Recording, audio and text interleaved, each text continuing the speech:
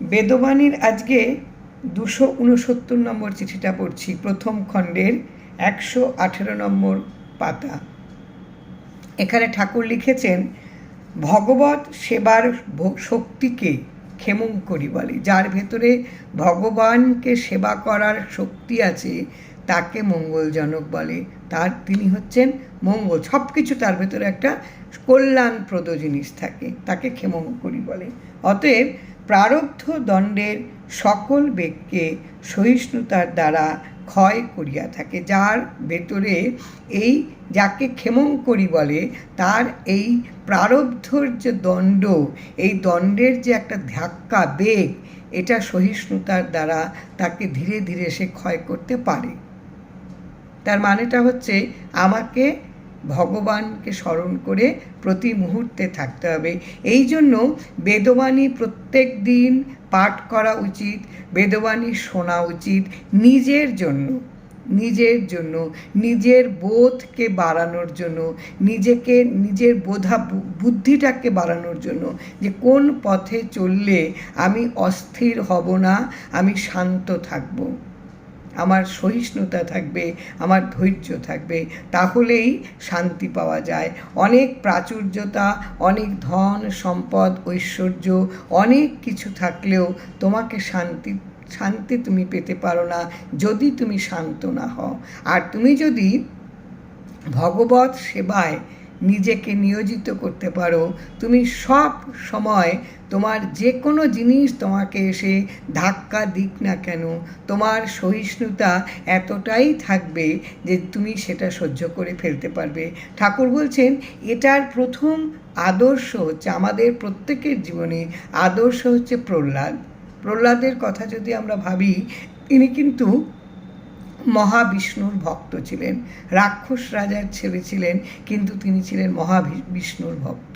তিনি ইসের মধ্যে তিনি নরসিংহ রূপে তিনি নারায়ণকে দেখেছিলেন, ঈশ্বরকে দেখতে পেরেছিলেন তিনি নরসিংহ রূপে। তার মানেটা হচ্ছে সর্বত্র ভগবান বিরাজিত, সব কাছেখানেই তুমি ভগবান আছে। মনে করো না যাকে তুমি অবহেলা করছো তার মধ্যে যে ভগবান নেই, এটা কিন্তু নয়, সব কিছুর মধ্যে ভগবান আছে। এটা হচ্ছে আসলে ভক্তি। আবার ঈশ্বর সব জায়গায় আছে, এই বিশ্বাস যদি তোমার মধ্যে থাকে তাহলে তুমি কিন্তু ওই রকমভাবে যে কোনো কিছুর মধ্যেই তুমি মহাবিষ্ণুকে দেখতে পারবে, তোমার আরাধ্য দেবতাকে দেখতে পাবে। তিনি মহাবিষ্ণুর ভীষণ ভক্ত ছিলেন। ঠাকুর বলছেন এই যে মানে ক্ষেমঙ্করী হওয়া, এই যে ভগবানের প্রতি তোমার যে ক্ষয় হতে থাকবে, তুমি যদি ভক্তি রাখো, ভগবানের প্রতি বিশ্বাস রাখো। তার প্রথম আদর্শ হচ্ছে প্রহ্লাদ। দ্বিতীয় আদর্শ হচ্ছে হনুমানের ভক্তির কথা তো আমরা সবাই জানি। তিনি ছিলেন একনিষ্ঠ ভক্ত, তার ভেতরে কোনো অহংকার ছিল না, তার শক্তি ছিল কিন্তু অনেক বেশি হনুমানের শক্তি ছিল, কিন্তু তিনি অহংকার দান করিতে করিতে অকর্তা হইয়া পড়ে, অক্ষম হইয়া পড়েন। তার ভেতরে যা গর্ব ছিল, যা অহংকার ছিল, যা তাকে সব সময় তার যে ঔদ্ধত্য, যেটা অহংকার থাকলে পরে তার ভেতরে একটা দাম্ভিকতা আছে, ঔদ্ধত্য আসে, এগুলো হনুমানের মধ্যে ছিল না। কেননা তিনি কিন্তু বেশ শক্তিমান ছিলেন, কিন্তু তবুও তিনি ছিলেন একান্ত পূজারী রামচন্দ্রের, এর মতন ভক্ত। তৃতীয় আদর্শ হচ্ছে দ্রৌপদী। ঠাকুর বলছেন তৃতীয় হচ্ছে দ্রৌপদী। চেষ্টা করিতে করিতে কোনো সাহায্য না পাইয়া অকর্তা হইয়া পড়ে। সবাই আমরা জানি, যখন রাজসভায় দুঃশাসন দ্রৌপদীর বস্ত্র হরণ করছে, তখন একে একে সমস্ত তার বয়স্ক যারা অভিভাবক ছিলেন সেই রাজসভায় প্রত্যেকের কাছে দ্রৌপদী লজ্জা নিবারণের জন্য সাহায্য দাবি করেছিলেন, কিন্তু কোনোভাবে কেউ তাকে সাহায্য করেনি। তখন তিনি নিজেকে নিজের আমিত্বকে তখনও তিনি বিসর্জন দিতে পারেননি।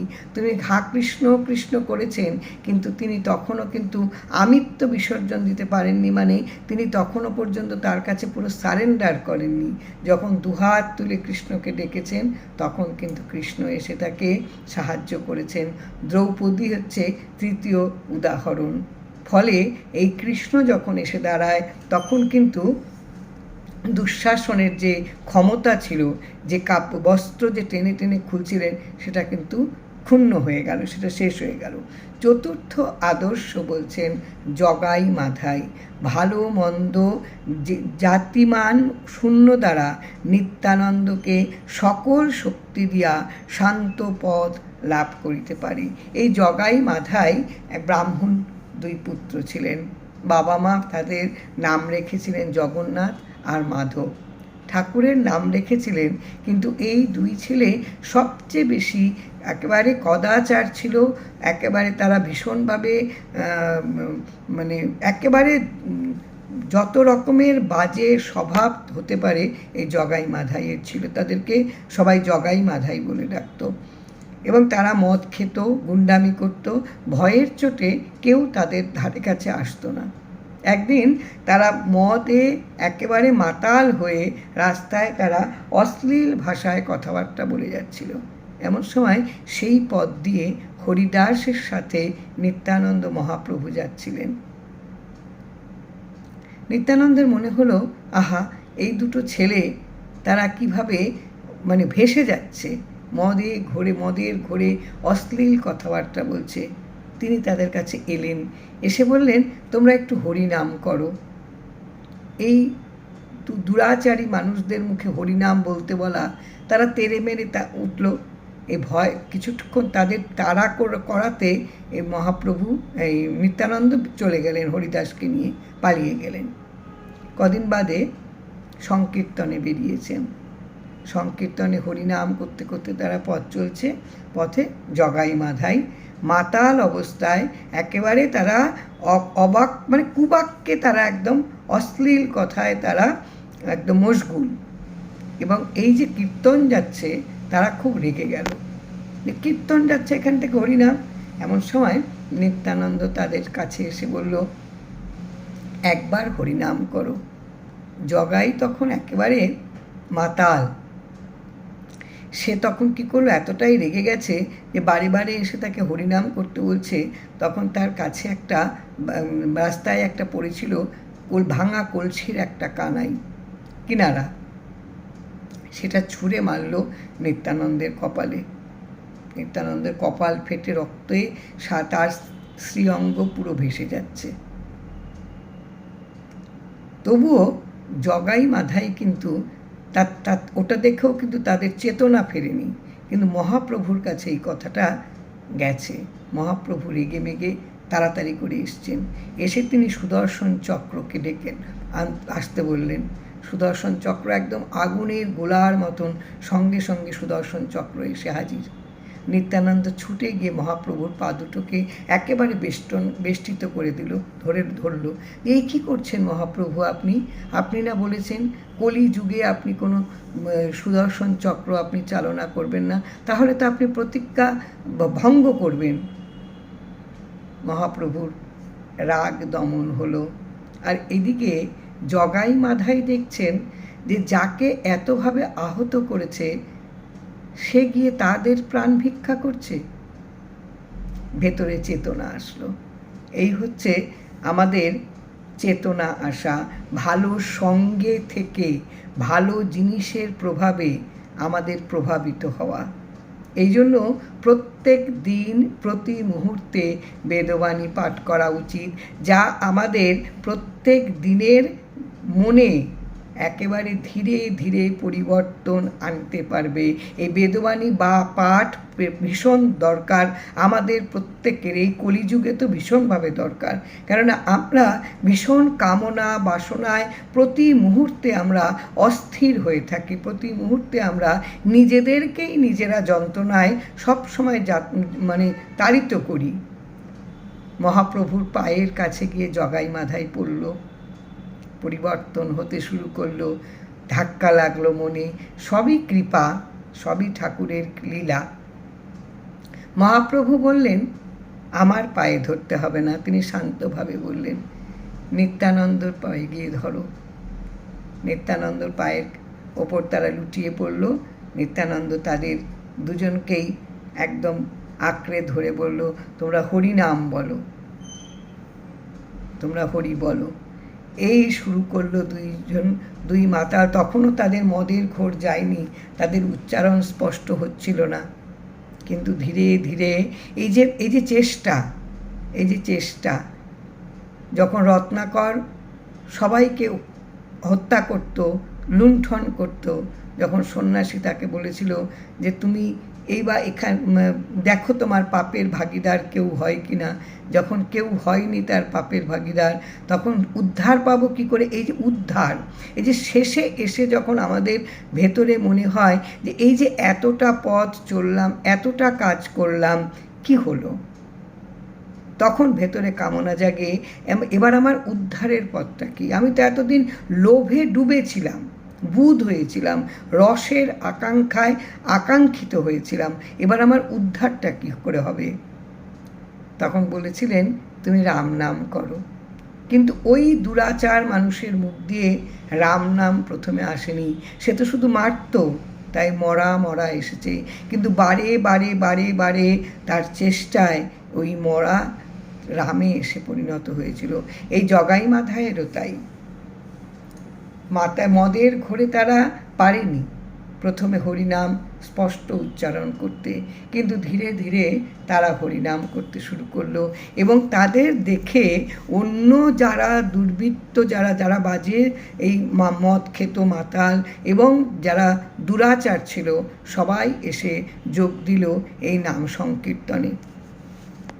কি অপূর্ব চিঠি ঠাকুর আশ্রিত জনেদের কাছে লিখেছেন, এবং প্রত্যেকটা জিনিস যদি প্রতি মুহূর্তে একেবারে নিজের মনের মতন করে তাকে লালন করা যায়, তাকে যত্ন করা যায়, একদম শিশুর মতন বেড়ে উঠবে, ধীরে ধীরে মনের পরিবর্তন আসবে। ভীষণ সুন্দর চিঠি। তাই বলছেন যে জাতি মান শূন্য দ্বারা নিত্যানন্দকে সকল শক্তি দিয়ে শান্ত পদ লাভ করিতে পারে। জগাই মাধাই এটাই করেছে। শান্ত হওয়ায় সিদ্ধ অসিদ্ধ আবাহন বিসর্জন শূন্য হইয়া কর্ম প্রারব্ধের ভোগের দণ্ডানুসারে করিতে করিতে সমস্ত ভোগদণ্ড মুক্ত হইতে পারে। এই যে সিদ্ধ অসিদ্ধ, সিদ্ধ হচ্ছে যার বুদ্ধির পরিপূর্ণতা এসেছে এবং সেই সাথে মুক্তি ও জ্ঞান অর্জন করেছেন, সে হচ্ছেন সিদ্ধ পুরুষ। অসিদ্ধ হচ্ছে যার এগুলো কিছুতেই তার সফলতা আসেনি, সে একজন অসফল। এই সিদ্ধ অসিদ্ধ আবাহন বিসর্জন মানে আমন্ত্রণ করা বা বর্জন করা, পরিত্যাগ করা। শূন্য হইতে কর্ম প্রারব্ধের ভোগের দণ্ডানুসারে করিতে করিতে সমস্ত ভোগদণ্ড মুক্ত হইতে পারে। এই সব কিছু থেকে তুমি যদি যা কিছু আছে শূন্য, একদম তোমার কিচ্ছু নেই, কিন্তু তুমি যদি তোমার কাজের দ্বারা এই প্রারব্ধর যা ভোগ, এটা যদি তুমি ভোগ করতে পারো দণ্ড অনুসারে, যেমনভাবে তোমার কাছে আসবে, তা কঠিন হোক তা হালকা হোক, যেটাই দণ্ড আসুক সেই অনুযায়ী তুমি যদি ভোগ করতে থাকো, ভোগ করতে করতে সমস্ত ভোগদণ্ড তোমার কমে যাবে, তোমার শেষ হয়ে যাবে, তুমি মুক্ত হতে পারবে। অতএব সর্বদা উপস্থিত কর্মকে সমাপ্ত করিতে চেষ্টা করাই দরকার। বেদবাণী প্রত্যেকে পড়ুন, বেদবাণী প্রত্যেকে পড়লে পরে বেদবাণী প্রত্যেকে শুনুন, এবং প্রত্যেকের কাছে একটা অনুরোধ রইল, বেদবাণীটা শুনে আপনারা প্লিজ এটাকে শেয়ার করুন, এটা প্রত্যেকে শুনুক, প্রত্যেকের শোনার দরকার।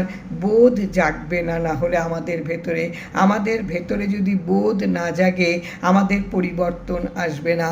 আমরা ওই একটা কুয়োর গণ্ডির মধ্যেই কিন্তু নিজেদেরকে আবদ্ধ করে রাখবো, এবং আমাদের প্রতিদিনের যেটা উচিত সে কাজটা আমরা করব না। আমরা ওই মাতালের মতন মাতলামি করে যাব ভোগের লালসায়। আমাদের ভেতরে পরিবর্তন আসবে না। তাই বেদবাণী প্রতিদিন পড়া উচিত, বেদবাণী বোঝা উচিত, বেদবাণী মনের মধ্যে লালন করা উচিত, বেদবাণী ধারণ করা উচিত। এটা প্রত্যেকের প্রতিদিন পড়া উচিত বোধ জাগানোর জন্য। বোধ জাগলে নিজের মঙ্গল হবে, নিজের পরিবর্তন আসবে মনে, নিজে বুঝতে শিখব কোনটা উচিত কোনটা উচিত না। অহেতুক জিনিসের প্রতি একেবারে লালসায় বুঁদ হয়ে থাকা এবং আমার প্রারব্ধের ভোগে আমার অস্থির হয়ে গিয়ে আমি অন্যান্য পথ অবলম্বন করা, এগুলো থেকে নিজেকে আমি নিজেকে বিরত করব। আমি যাব না সেই সমস্ত পথে। কেননা আমি যদি বিশ্বাস করি ঠাকুরকে, আমার যদি ভক্তি থাকে, ভরসা থাকে, তিনি বলেছেন বারবার করে যে তোমাকে তোমার প্রারব্ধ ভোগ দণ্ড যা আসবে তা তোমাকে শান্তভাবে ভোগ করে যেতে হবে। তাহলে আমার অশান্ত হবার কিছু নেই, কারণ এটার হাত থেকে মুক্তি পাবার আমার কোনো উপায় নেই। আমি যদি ভগবানকে স্মরণ করে রাখি, আমার আরাধ্য দেবতা যিনি আমার পূজনীয়, তাকে যদি আমি সবসময় যত্ন করি, সেবা করি, তাহলে এই ভোগগুলো আমার ভোগ করতে একেবারেই কষ্ট হবে না। তিনি আমায় শক্তি দেবেন, আমি এই ভোগগুলো করে যেতে পারবো। তাই বলছেন উপস্থিত কর্মকে সমাপ্ত করিতে চেষ্টা করাই দরকার। যা আসবে এতটুকু ফাঁক রাখতে ঠাকুর বারণ করছেন। ফাঁকি দিলে ফাঁকে পড়া হয়, আবার আসতে হয়, তুমি মুক্তি পাবে না। তাই বলছেন ঠাকুর যে সব সময় তোমার কাছে যে কাজটা এসে উপস্থিত হবে সবটাই গুরুর দেয়া কাজ। যদি গুরু আমার আরাধ্য দেবতা, আমার বিশ্বাস, আমার ভরসা, আমার যদি নিষ্ঠা থাকে, তাহলে তিনি যেমন কাজ দেবেন তেমন কাজ করতে আমার এতটুকু দ্বিধা হবে না, আমার কোনো কষ্ট হবে না, আমায় বেগ পেতে হবে না। বেদবাণী প্রত্যেক দিন পাঠ করা, প্রত্যেক দিন শোনা আমাদের প্রত্যেকের উচিত। তাহলে আমরা ধীরে ধীরে মনের অনেক পরিবর্তন করতে পারবো, নিজে শান্ত হতে পারবো, শান্তি পাবো এবং পরিবেশকেও আমরা কিন্তু শান্ত রাখতে পারবো। জয় রাম, জয় রাম।